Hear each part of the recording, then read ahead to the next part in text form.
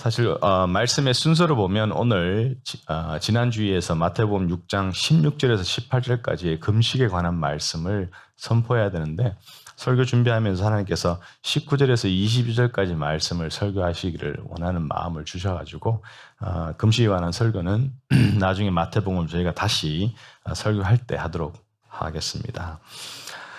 지금까지 저희가 계속해서 마태복음 6장 전반부를 참 살펴보았는데요. 예수님께서는 마태복음 전반부 1절에서 18절까지 말씀을 통해서 그리스도인의 그 은밀한 곳에서 이루어지는 구제나 기도나 금식 이런 어떤 사적인 삶에 대해서 말씀하셨어요. 그래서 그리스도인의 그 은밀한 사적인 삶이 어때야 되는지에 대해서 구제, 금식, 또 기도라는 것을 사용해서 가르쳐 주셨어요. 그리고 오늘부터 이렇게 본문에 시작하는 마태복음 후반부인 19절부터 마지막 절 34절까지는 그리스도인의 공적인 삶, 그래서 즉 돈과 또 소유하는 것과 먹고 마시는 것과 입는 것과 아니면 뭐 야망, 그리스도인의 야망 이런 부분들을 가지고 그리스도인들의 공적인 삶이 어때야 되는지를 가르쳐 말씀하고 있습니다. 그리스도인의 사적인 삶과 공적인 삶을 다른 말로 표현하면서 사적인 삶을 종교적인 책임, 또 공적인 삶을 세속적 책임 이렇게 이제 구분해서 말하기도 하는데요. 존 스tott 같은 참 영향력 있는 신학자 같은 분들은 이렇게 종교적인 책임과 세속적 책임으로 구분하는 것 자체에 굉장히 큰 오해를 불러올 수 있는 위험성을 말씀하고 있습니다. 왜냐하면 그리스도인의 삶은 실상적으로 보면 공적인 삶과 사적인 삶, 즉 어떤 세속적인 삶과 종교적인 삶 자체를 구분 짓는 것이 불가능하다라는 식으로 말씀하고 있기 때문입니다. 여러분 교회 역사를 이렇게 따져봐도 교회 역사 가운데 이 개인의 삶과 공적인 삶을 구분 짓고 종교적인 책임과 세속적인 책임을 구분 지어서 강조했던 때에 그 결과는 굉장히 비참했어요. 이단도 많이 나왔고 크리스찬의 어떤 삶 속에서 굉장한 혼란이 있었고 그 삶 자체도 굉장히 안 좋은 비참한 결과들이 많았다라는 것입니다. 왜냐하면 그리스도인들에게 예를 들어서 직장 생활을 하거나 아니면 뭐 집안 청소를 하고 요리를 하고 아니면 나가서 뭐 쇼핑을 하고 세상 속에서 어떤 세상 문화를 또 우리가 즐길 수 있고 하는 이런 부분들이 사실은 그냥 굉장히 세속적이다라고 보고 끝날 수 있지만 사실은 우리가 이 세속적인 삶 속에서 이루어지는 이 모든 것들도 우리를 항상 지켜보고 계시는 하나님의 눈앞에서 하나님의 뜻을 행하며 살아가는 연장선에 있다라는 어떤 그런 개념으로 볼 때는 우리 삶을 정확하게 구분해가지고 요건 나의 종교적인 책임이고 요건 나의 세속적인 책임이라고 구분 짓는 것이 굉장히 무리가 된다라는 것입니다. 우리 크리스찬의 삶은 그것이 종교적인 책임이든 공적인 삶 속에서의 세속적인 책임이든 그 모든 것이 우리의 신앙의 영역이고 또 우리가 성스러운 삶으로 한데 묶어서 살아가야 됨을 말씀하고 있다는 것입니다. 마태복음 6장을 통해서 예수님께서 강조하고 있는 그 강한 강조점 중에 하나가 바로 이것을 얘기한다는 거예요. 하나님은 우리가 교회 안에서 예배할 때나 교회 안팎에서 사역할 때만 눈을 크게 뜨시고 지켜보시고 관심을 가지는 것이 아니라 하나님은 우리가 세상 속에서 우리의 어떤 공적인 삶을 살아갈 때 세속적인 어떤 그런 책임 가운데 있는 우리의 삶의 모습조차도 행동 하나도 동일한 관심을 가지고 지켜보신다라는 사실입니다. 그래서 교회 안의 그리스도인과 교회 밖의 그리스도인의 차이가 없어야 됨을 강조하고 있다는 것입니다. 너 지금 직장 일 하니까 괜찮아. 그냥 뭐 직장 일 열심히 해. 별로 나 생각 안 해도 돼. 어떤 나의 자녀로 안 살아도 돼. 뭐 내 뜻을 별로 생각하지 않아도 돼. 그냥 직장 일만 열심히 해. 뭐 쇼핑 갔으니까 그냥 쇼핑에 집중해서 열심히 그냥 즐겨. 이게 아니라는 거예요. 모든 것을 하나님의 눈앞에서 하라는 것입니다. 하나님 눈앞에서 하나님의 자녀로서의 또 거룩한 백성으로서의 삶의 그 연장성산에서 다 하라라고 강조하신다라는 거예요. 그것이 마태복음 6장 후반부 19절부터 시작하는 이 말씀에서 계속해서 강조하고 있는 그런 말씀이죠. 그래서 이 6장 후반부를 통해서 예수님께서는 크리스찬들은 비록 세상 속에 있고 이 세속적인 문화, 이 대중문화 안에 살아가지만 그 대중문화를 우리가 함께 포용해서 그 대중문화 속에 휩쓸려 살아가는 것이 아니라 대중문화를 거슬러 살아가야 된다. 그래서 산상수훈의 핵심 중 핵심으로 강조하는 게 크리스찬의 대항문화라고 하죠. 이 대중문화에 대항해서 살아가는 그렇죠? Countercultural Christianity, 이것이 산상수훈의 핵심입니다. 우리의 생각과 행동과 관계와 우리 매일 이어지는 일상의 삶 속에서 우리의 삶의 그 결과는 이 세상의 세속적인 그 대중문화에 대항해서 구별돼서 다르게 살아가는 걸 말씀하고 있다라는 것입니다. 그래서 진정한 그리스도인은 어떤 구제나 기도나 금식이 하나의 종교적인 의무고 종교적인 위선이 되어버린 어떤 그런 종교인들, 그래서 교회만 들락날락 해버리는 그런 사람들과는 달라야 된다는 걸 강조하시고, 나아가서는 불신자들이 열심히 추구하고 즐기는 그 물질주의를 쫓아서도 안 된다라는 것입니다. 크리스찬이라면 불신자들, 저 세상이 가지고 있는 가치관과 관계를 단절해야 된다는 것이에요. 예수 믿으면서도 불신자들의 그 가치관, 특별히 물질주의의 가치관을 그대로 가지고 살아가서는 진정한 크리스찬이 될 수 없다는 것을 강조하고 있다는 것입니다. 그래서 예수님께서는 오늘 본문이 시작하는 19절부터 마지막 34절까지 계속해서 두 가지를 비교하시면서 한 달마다 다른 종류의 두 가지를 비교하시면서 둘 중에서 하나만 선택하고 다른 하나는 반드시 버려야 된다는 걸 말씀하세요. 이것이 크리스찬의 대항 문화를 살아가는 크리스찬의 삶의 본질적인 모습이라는 것입니다. 19절에서 22절까지 오늘 본문 말씀에는 두 가지의 보물이 나옵니다. 이 두 개의 보물 중에 하나만 선택해야 된다. 22절에서 23절까지는 빛과 어둠이라는 육체적인 두 가지 조건이 나오는데 그 한 조건만 선택해야 된다. 그리고 24절에는 하나님과 돈, 그 재물이라는 두 가지 주인이 나오는데 한 주인만 선택해야 된다. 그리고 25절에서 34절까지는 우리의 육체, 우리의 육신과 하나님의 나라라는 두 관심사가 있는데 하나만 선택해야 된다. 계속해서 이 단락마다 한 가지만 선택하고 하나는 버리는 것을 강조하고 있다는 것입니다. 여기서 뭘 말하냐면 예수님은요, 하나님은요, 우리의 세상 속에서 중립적인 태도를 가장 싫어합니다. 저도 정치 성향이 중도파를 제일 싫어해요. 중도파 정치인, 중도파를 따르는 사람들을 저는 개인적으로 굉장히 안 좋아합니다. 근데 예수님은 뭐 정치를 떠나서 우리 삶 속에서, 우리 삶 전체를 통해서 크리스찬의 삶 속에서 중립적인 태도, 이것도 저것도 아니고 여기저기 둘 다 이건가 아닌가, A인가 B인가, 뭔가 이렇게 희미한 그런 중립적인 태도를 굉장히 싫어하십니다. 절대 안 된다고 말하십니다. 그래서 진정한 크리스찬에게는 회색 지대가 없습니다.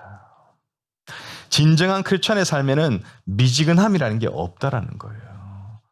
진짜 크리스찬의 삶은 둘 다 적당히 즐기고 누리고 둘 다 적당히 가지고 있는 양다리 걸친 삶은 절대로 없어야 한다는 걸 말하는 거예요. 그래서 요한복음에서는 이런 양다리 걸친 삶, 회색지대, 미지근한 걸 뭐예요? 디테스트한다. 토해 버려버리겠다는 거예요. 아예 가까이 두지도 않겠다라고 말씀하시는 거예요. 굉장히 우리가 기억해야 된다라는 것입니다. 그런데 사실 우리가 잘 알죠, 이 사실을. 여러분 처음 들어보는 거 아닐 거예요. 신앙생활 하시다 보면. 그런데 우리가 하나만 선택해서 살아간다라는 게, 그래서 나머지 하나는 딱 단절해서 버려버린다는 게 굉장히 어렵다는 걸, 대부분 사람에게는 이게 어렵다는 걸 잘 알고 있어요. 여러분, 세상적 야망은 굉장히 매력적이고 우리를 꽉 끌어당기는 어떤 마성적인 그런 힘이 있어요. 굉장히 막 우리가 어떻게 주체할 수 없는 자석 같은 힘이 있다는 거예요. 여러분, 세상적인 야망이라는 것은 물질주의에 기초를 해서 그 물질주의를 더욱더 내가 즐기고 쟁취하기 위해서 열심히 달려가는 것. 이것이 세상적인 야망이죠. 그래서 이 물질주의의 마력은 그냥 끊는다는 게 굉장히 어려워요. 쉽지가 않다는 것입니다. 여러분, 물질주의가 무엇입니까? 많이 들어봤죠. 그 사람들은 대충 이해하지만 사전적 정의를 좀 찾아본 걸 읽어드리면요. 물질주의란 정신적이고 영적인 가치보다 재물을 사랑하고 육신의 건강과 육체적 즐거움을 가장 중요한 가치로 생각하는 것. 참 미안한 얘기지만 오늘날의 한국 사회를 생각하면 정확하게 이겁니다. 재물을 진짜 사랑해요. 재물이 성공이고 재물 많이 가져서 갑질해보고 싶고 재물을 많이 가진 게 좋은 가문이고 재물이 성공의 척도요. 재물이면 다 된다는 것입니다. 육신의 건강 한국 사람만큼 따진 사람 없어요. 막 건강 좋다면 뭐라도 먹고 무슨 짓이라도 하고 한국 가보면 다른 나라랑 제일 특이한 것 중에 하나 뭡니까? 한국 집집마다 식탁 위에 영양제가 이만큼씩 있어요. 이만큼씩. 막 지금 알 수도 없는 종류마다 온갖 종류의 영양제. 그래서 그거 먹는다고 영양제만 먹어도 배가 터질 것만큼 그렇게 열심히 먹어요. 그래서 나중에는 죽는 것도 힘들잖아요. 얼마나 건강을 챙길지 몰라요. 즐거운 것이라면 빚을 지시라도 놀러 다녀요. 육신의 즐거움을 찾아요. 이것이 물질주의의 강렬한 하나의 증거죠. 정신적인 건강함, 아름다움, 어떤 영적인 참 가치 이런 거는 별로 중요하지가 않아요. 그래서 예수님께서는 마태복음 6장 후반부인 19절부터 계속해서 둘 중 하나를 선택하는 것에 있어서 둘 중에 뭐를 선택해야 되는지를 도와주시면서 잘못된 선택의 그 어리석음과 올바른 선택의 그 지혜를 가르쳐주고 계시는 거예요. 이 잘못된 선택의 어리석음과 올바른 선택의 그 지혜의 첫 번째로 말씀하시면서 오늘 본문 19절에 들어가시면서 바로 예수님께서는 보물 혹은 재물이라는 걸 말씀하시면서 이 재물을 둘러싼 야망에 관해서 말씀하세요. 우리의 마음속에 있는 야망에 관해서 말씀하고 있습니다. 여러분, 야망에 관한 주제는 참 무한 경쟁의 어떤 사회를 살아가는 오늘날 우리들에게는 더욱더 절박한 주제로 다가옵니다. 야망. 오늘날 살아가는 세상 속에서 야망 없이 살아가는 사람은 아무도 없어요. 어린아이도 야망이 있습니다. 그 야망이 어떠한 야망인가라는 질문이에요, 결국은. 여러분, 세속적이고 경쟁적인 야망을 잘 사용해서 이 물질주의를 정말 마음껏 즐기고 누리는 사람들이 있는가 하면, 그렇지만 세상의 대부분의 사람들은 오히려 이 세상적 야망에 기초한 이 물질주의를 오히려 누리지 못하고 그것에 도태되어 버리고, 그래서 그것에 오히려 피해를 보는 사람들이 더 많다는 것입니다. 풍요함만을 추구하고 우리 삶 속에 더 풍성하고 더 많이 가지고 더 편해지기 위해 살아가는 그런 삶의 모습을 굉장하게 불편히 여기고, 오히려 내 삶 속에 적당하게 필요한 불편함을 그 가지고 있는 생활 방식을 추구하는 것이 이 시대의 진정한 크리스찬이라는 것이에요. 그것을 오늘 말씀 속에서 이 마태복음 6장 전체를 통해서 우리가 배워볼 수 있는 하나의 예수님의 강력한 가르침이에요. 우리는 불편함을 싫어해요. 불편한 걸 빨리 제거하고 싶어요. 그래서 뭐 등 따시고 배부르고 만사 형통 아무 어려움이 없고 더 풍성하고 그냥 다 도전 없는 삶을 원합니다. 그거는 진짜 크리스찬의 삶이 아니에요. 성경 어디에도 그런 삶을 살아라, 그런 삶을 살아야 된다, 예수 믿으면 그런 삶이 된다, 어디에도 그런 말씀이었습니다. 오히려 예수 믿는다는 것은, 크리스찬의 삶이라는 것은 예수 그리스도 때문에, 내가 믿는 진리 때문에, 내 믿음 때문에 삶 속에 반드시 불편함이 있는 거예요. 찔림이 있는 거예요. 손해도 있습니다. 그것이 크리스찬의 삶인 거예요. 그래서 오늘 본문 말씀을 통해서 예수님의 결론적인 어떤 강조점은 보물, 즉 재물은 야망의 문제다라는 것입니다. 본문을 제가 다시 읽겠습니다. 너희를 위하여 보물을 땅에 쌓아두지 말라. 거기는 좀과 동록이 해하며 도둑이 구멍을 뚫고 도둑질하느니라. 오직 너희를 위하여 보물을 하늘에 쌓아두라. 저기는 좀이나 동록이 해하지 못하며 도둑이 구멍을 뚫지도 못하고 도둑질도 못하느니라. 내 보물이 있는 그곳에는 네 마음도 있느니라. 오늘 본문 말씀에서 예수님께서는 우리의 주의를 딱 집중시키는 그 한 가지가 있습니다. 이 짧은 세 구절의 본문 말씀 통해서 우리의 주의를 집중시킨 게 뭐냐면 이 두 보물의 내구성을 말씀하고 있어요. 내구성, durability라고 얘기하죠. 이 내구성. 즉, 자 봐라. 이 두 가지 보물 중에 어느 것을 열심히 네가 쌓고 모아야 되겠느냐. 그 결정은 굉장히 쉽다. 이러시면서 설명해 주는 거예요. 세 구절 안에. 너는 헷갈려하지, 힘들다 그러지. 근데 굉장히 쉬워. 그러시면서 땅에 쌓아둔 보물은 벌레 먹고 녹이 쓸고 곰팡이 쓸고 심지어는 도둑이 와가지고 훔쳐가고 안전하지 못해. 썩어 없어지든 도둑 맞든 안전하지 못하다. 그러나 하늘에 쌓아두는 보물은 벌레도 안 먹고 녹도 안 쓸고 곰팡이도 안 쓸고 누구도 도둑질할 수 없는 너무나도 안전한 것이다. 이렇게. 그래서 어디에 네가 보물을 쌓겠니? 여기 보물 쌓으면 다 없어져. 네가 제대로 못 누려. 어느 날 갑자기 다 사라졌어. 네 인생 전체를 통해서 했던 거 허사가 될 거야. 여기를 쌓으면 네 인생 전체를 통해서 노력했던 그 보물은 영원히 네가 누리는 것이야. 어디에 보물 쌓을래? 선택이 쉽지. 이렇게 말씀하시는 거죠. 오늘 본문을 통해서. 여러분, 대부분 사람들은 재물을 축적하기를 원합니다. 좀 쌓아놓고 살기를 원해요. 특별히 부모들은 자식을 위해서, 자녀들을 위해서 많이 재물을 축적하고 부를 축적하고 싶어해요. 근데 예수님께서는 분명히 말씀하세요. 너와 네 가족만을 위해서 재물을 이 땅에 절대로 쌓아놓지 마라. That is so wrong. 얘기하는 거예요.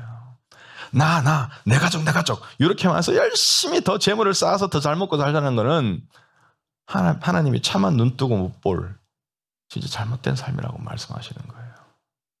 전사님이 지금 어린이 주일학교 설교 말씀하셨잖아요. 예수님이 뭐예요? 받으려고 왔냐? 누리려고 왔냐? 아니면 주기 위해서 왔냐?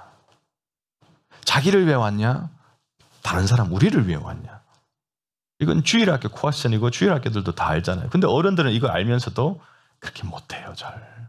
그냥 내 가족 여기까지. 이것을 절대적으로 금기시한다라는 것입니다.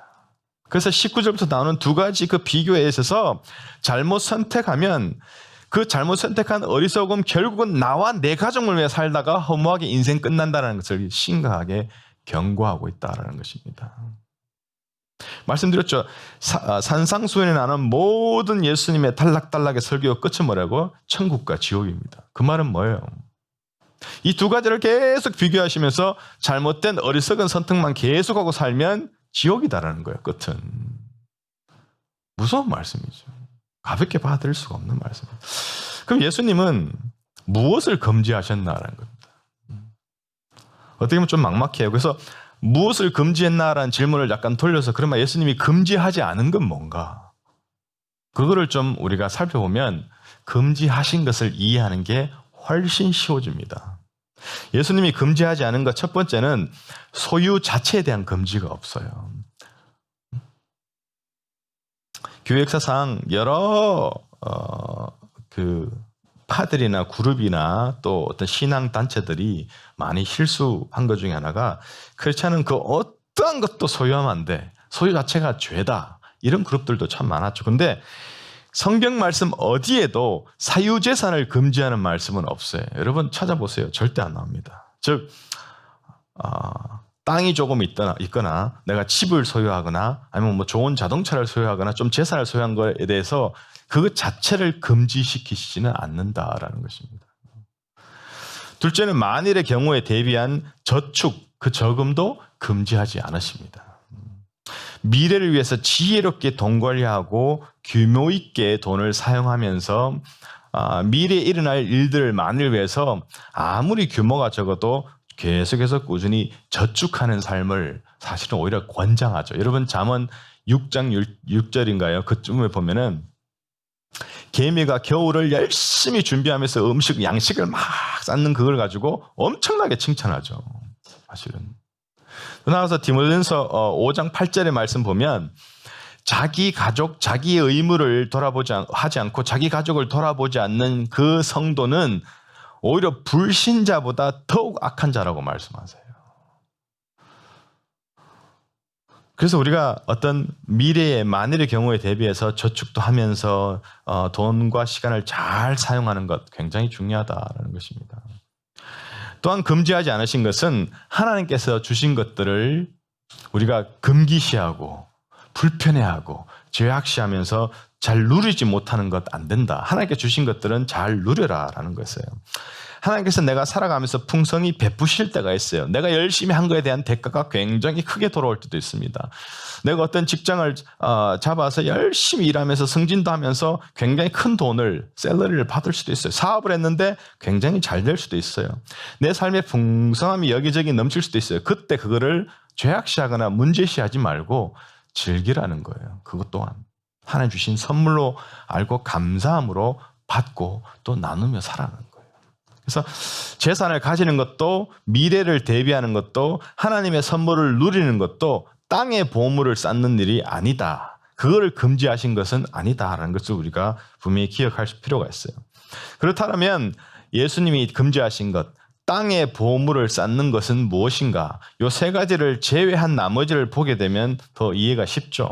그 첫째는 재물을 가지는 것 자체, 소유하는 것을 금지하지 않으셨지만 이 재물을 이의적으로 쌓는 것은 철저하게 금지하고 계세요.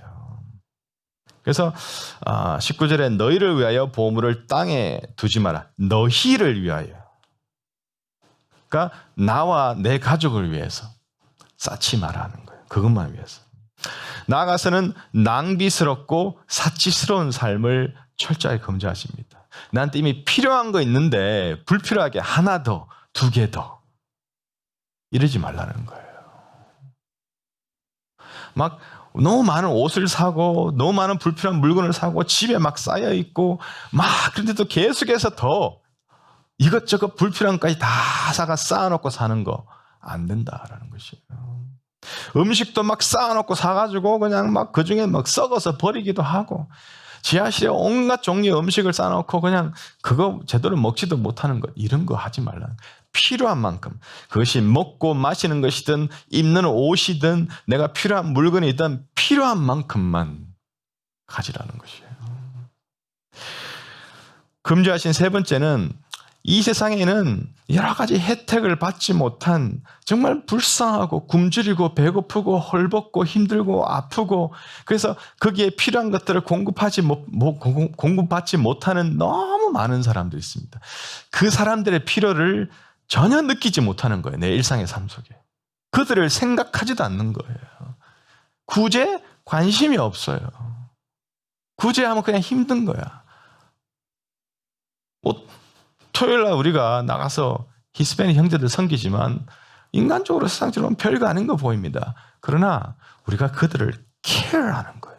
그들의 부족을, 그들의 필요를 함께 공감하는 거예요. 필요하다면 조금이라도 채워줄 수 있는 마음들, 그들을 품는 훈련이에요. 단순히 가서 빵, 커피 나눠주는 그 정도로 생각하시면 안 된다. 근데 그런 사람들의 필요를 생각 없이 내 필요, 내 가족에만 필요만 생각하고 살아간다는 것. 금지하신다는 거예요. 나의 삶이, 내 가족의 삶이 재산의 풍성함에 어떤 달려있다.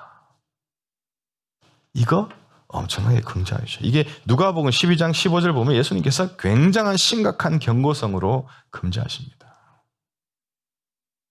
나아가서 예수님이 금지하신 것은 우리 마음을 이 세상에 꽉 못 박아놓는 물질주의입니다. 내 마음은 거기에다. 그래서 물질주의적인 삶에 내가 삶을 다 드리고 살아가는 모습들 금지하고 있는 것이죠. 이것은 잘못된 야망이고 세속적인 야망에서 오는 탐욕의 마음이다라는 것입니다. 탐욕의 마음. 이 바로 탐욕의 마음을 강력히 경고하고 계시죠. 그래서 예수님께서는 산상수훈 전체를 통해서 사람의 그 마음의 상태를 반복적으로 언급하고 계신 걸 우리가 볼 수 있어요. 우리의 마음이 언제나 우리가 보물이라고 생각하는 걸 따라서 그게 땅으로 아니면 하늘로 가게 돼 있다는 걸 말씀하고 있어요. 그래서 우리에게 탐욕의 마음이 지배적이라면, 우리 마음이 탐욕으로 지배받는다라면 반드시 땅에 보물을 쌓는다라는 거죠. 우리 삶 속에. 근데 우리가 탐내는 이 땅의 보물들, 벌레 먹고 녹슬고 곰팡이 슬고 도둑이 훔쳐간다고 말하죠. 안전하지 못하다고 말합니다.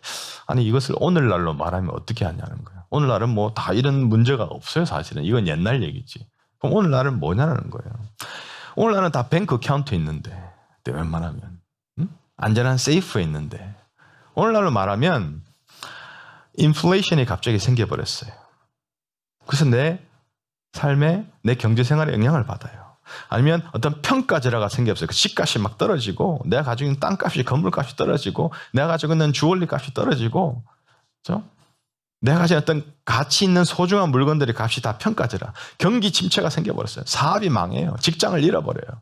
그래서 쌓았던 돈도 막 다 써도 그대로 회복이 안 돼. 그냥 없어져 버려. 이런 것들로 말미암아 이 땅의 보물을 쌓는 것은 안정하지 못하다. 설사 이 세상에서 이거를 잘 지킨들 여러분 죽을 때 하나도 못 가져간다는 거예요. 그래서 제가 늘 강조하는 것처럼 죽어서도 가지고 갈 수 있는 것에 투자하십시오. 여러분의 인생을, 여러분의 삶을 죽어서도 가지고 갈 수 있는 것에 투자하라는 것입니다. 하늘에 쌓아둔 보물은 벌레 먹고 녹슬고 곰팡이 쓸고 도둑이 훔쳐가고 이런 염려가 전혀 없다라는 것입니다. 이것이 우리에게 무엇을 말해주느냐는 거예요. 하늘의 보물을 쌓는다는 것은 영원토록 가치가 있고 영향력이 있는 그것에 무언가를 이 땅 가운데서 행하라는 것이에요. 내가 살아가고 내가 행하는 삶이 어떻게 하면 그 영원히 가치 있고 영원히 영향을 끼치는 것에 더 투자할 수 있을까? 그것을 위해 내가 살아갈 수 있을까? 이걸 고민하고 살아가라는 거예요. 여러분 오해하시면 안 되는 게 중세 시대부터 지금까지 어떤 로만 캐톨릭이 가르치는 네가 열심히 선을 행하고 잘 선하게 살아가면 하늘에 보물이 많이 쌓이고 네 공로가 쌓여가지고 그걸 네가 하늘 갔을 때 마치 사용할 수 있는 것처럼 그 공로를 네가 고들이 다 받아서 누리는 것처럼 이거 아닙니다. 그건 은혜의 신학에 철저히 against 하는 거죠. 그런 의미가 아닙니다. 하늘의 보물을 쌓는다는 것은 예수 그리스도의 성품을 닮아가는 그 모습, 예수 그리스도의 성품을 계속 내 삶 가운데 개발해가는 그 모습, 성취해가는 그것을 말하는 거죠. 왜? 우리가 죽어서 하늘에 가져갈 수 있는 것은 그 어떤 것도 못 가져가요. 나 자신밖에는. 그러면 내 자신이 예수 그리스도의 성품을 닮아가는 것이 하늘의 보물을 쌓는 것, 그 총체적인 그림이라는 것입니다. 여러분 예수님의 성품을 닮아가는 이 성화는 고린도서 13장을 읽으면 나오는 게 믿음, 소망, 사랑, 자비 같은 이런 부분들을 내 삶 가운데 계속해서 키워가는 것이죠. 이것이 예수 그리스도의 성품 아닙니까? 아니면 이제 우리가 죽어서 천국에 가면 이제 드디어 만나고 교제하게 될 그 예수 그리스도, 그분을 더 깊이 알아가는 그리스도를 아는 지식을 날마다 더 키워가는 것이에요. 내 삶 속에. 나아가서 다른 사람들이 이 영생을, 내가 받은 이 영생을 누릴 수 있도록 그들을 위해 기도하고 전도하면서 적극적으로 노력하는 삶, 그것이 하늘의 보물을 쌓는 거죠. 여러분 전도를 위해 기도하십니까? 예수 믿지 않는 영혼들을 위해서 눈물 뿌려 기도하십니까? 아니면 그럴 틈도 여유도 없습니까? 그리고 영원한 배당금을 받는 유일한 투자, 확실하게 보장된 투자, 즉 기독교의 가장 큰 대의, 즉 하나님의 그 구속 사역을 위해서 내 돈을, 내 재능을 투자하는 것, 그것이 하늘의 보물을 쌓는 거죠. 이런 부분들이 바로 내 성화의 삶입니다. 예수 그리스도의 성품을 닮아가고 내 삶 속에 내 안에 습득해가는 삶이라는 것이에요. 이런 하늘의 보물을 쌓는 그런 삶은, 이런 하늘의 보물은, 내 쌓인 보물은 영원히 안전하고 확실한 리턴이 있다는 거예요. 여러분 생각해 보세요. 이러한 것들, 하늘의 보물을 쌓는 이러한 행동들은 우리가 잠시 이 세상에 살아가면서 하는 일시적인 행동이에요. 그러나 영원한 결과를 가지고 있어요. 영원히 아름다운 결과를 가져다 준다는 것입니다. 그래서 하늘을 향한 야망은 안전하고 보증된 최고의 결과가 있다는 것을 예수님께서 가르쳐 주세요. 이 말을 딴 말로 고치면 사탄은 결국은 우리가 하늘의 보물을 쌓는 일에 소홀하고 땅의 보물을 쌓는 일에 전력 투구하게 만든다는 거예요. 내가 고심하는 것도, 싸우는 것도, 정말 지치는 것도, 걱정, 근심하는 것도 가만히 뜯어보면 세속적인 야망에 기인한 거예요. 어쩌면 좀 더 가질까, 더 벌까, 더 편해질까, 더 넓힐까, 더 많이 가질까, 더 풍성할까? 이걸로 뭔가 머리 쓰고 이거 가지고 기도하고, 이거 가지고 노력하다가 실패해서 더 큰 어려움을 가지고, 이것 때문에 관계 깨어지고, 이것 때문에 막 짜증이 나고, 삶에 평안이 없고, 온갖 이것 때문에 그냥 죽고 못 사는 거예요. 대부분의 케이스를 뜯어보면 그런 거예요. 하늘의 보물 쌓는 것에 내 삶의 일상의 모습이 너무나도 없다라는, 이게 사단의 전략이고, 이런 사단의 전략에 너무들 많이 넘어간다는 거예요. 주일날 예배 와서 앉아서 설교를 들어도 이 마음에는 세상 보물 쌓는 일 하다가 와가지고 그것에 너무 바쁘고 정신이 없어가지고 하늘 보물 쌓는 것에 대한 마음을 가지거나 말씀에 귀 기울일 만한 마음의 여유도 없는 거예요. 이것이 얼마나 슬픈 현실이에요. 여러분들은 이런 삶을 살지 마시기 바랍니다. 깨어 있어야 됩니다. 말씀을 맺습니다. 사랑하는 우리 성도 여러분, 하나님 말씀의 가르침은 너무나도 분명합니다. 이 세상의 물질은, 우리가 누리게 되는 이 세상의 그 모든 물질적인 것들은 잠시 있다 사라지는 안개 같다는 거예요.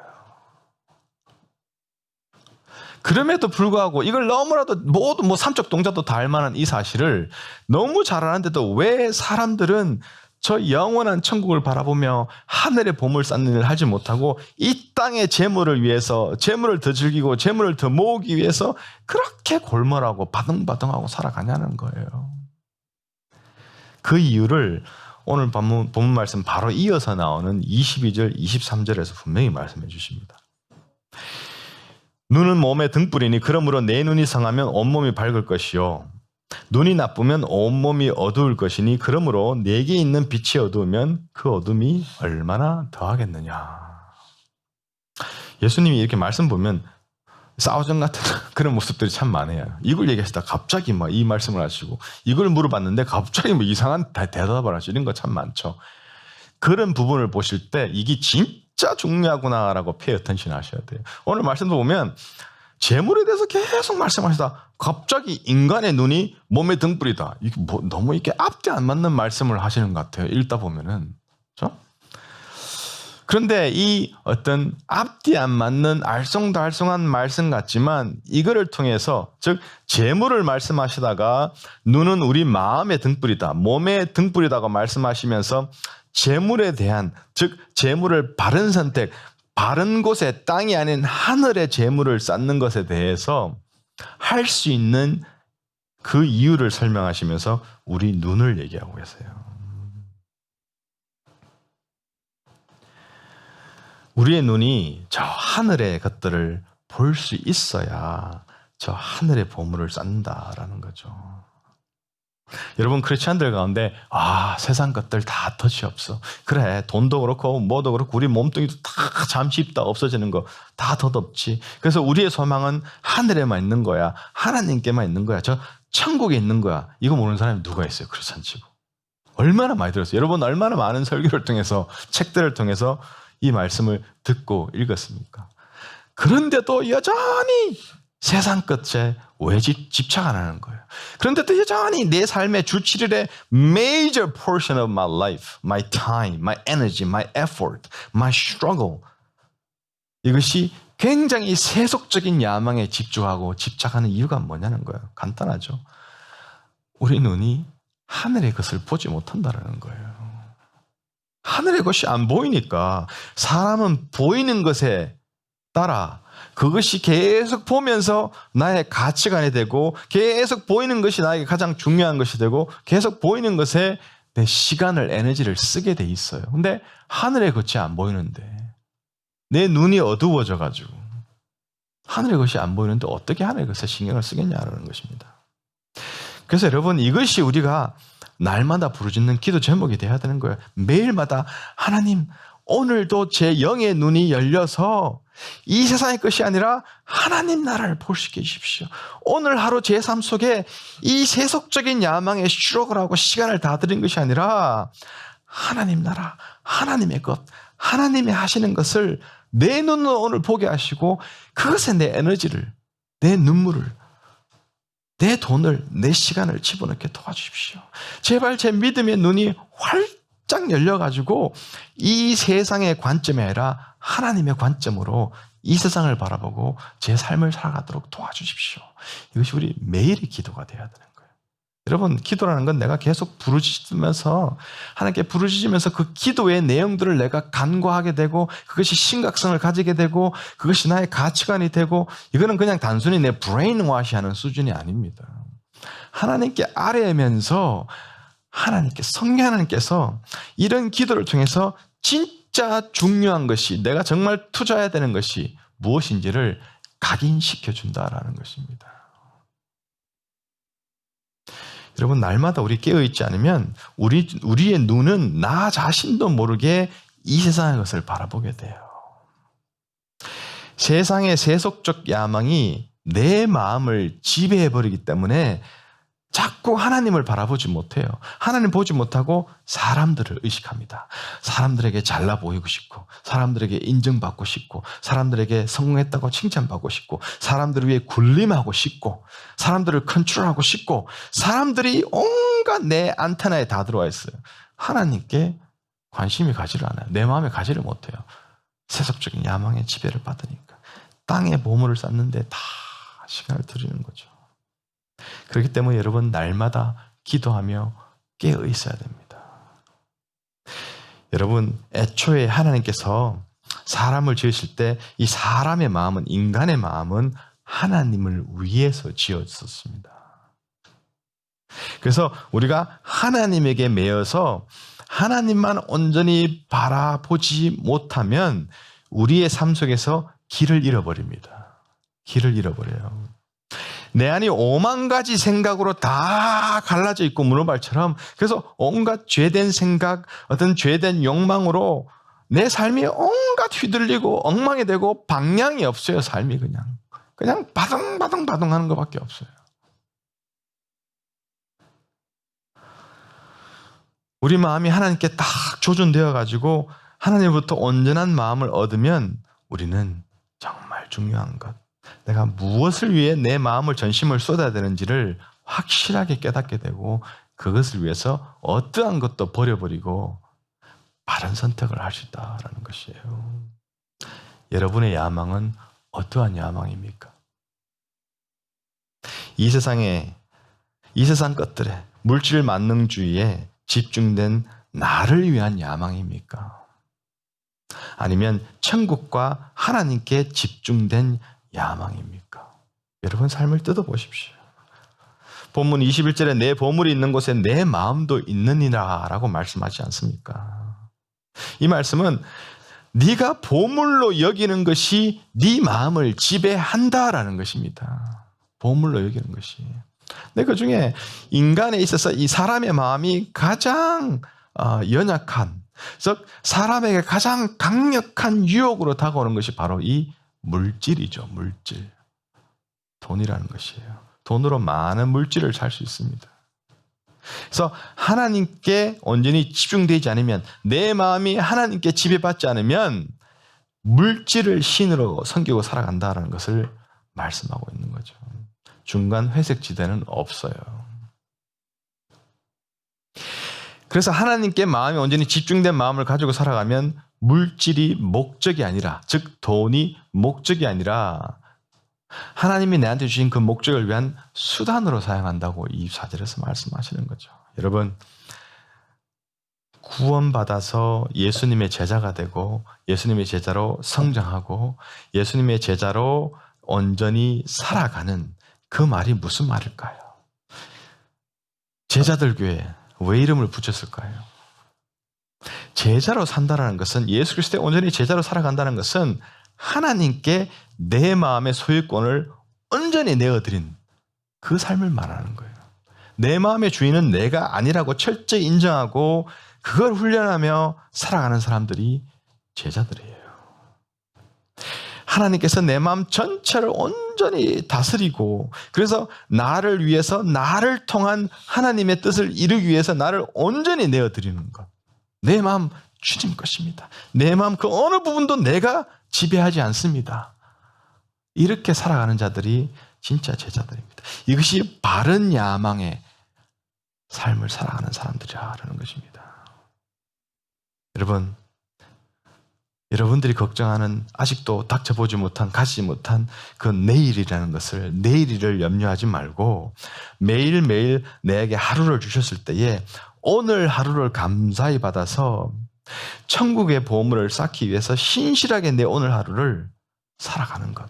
이것이 이 땅에서 이미 영원한 천국을 살아가는 삶이라는 것이요. 이것이 하나님 앞에서 바른 야망의 삶입니다. 세속적인 야망이 아니라 천국의 야망을 가진 삶입니다. 이런 삶을 살기를 간절히 축복합니다.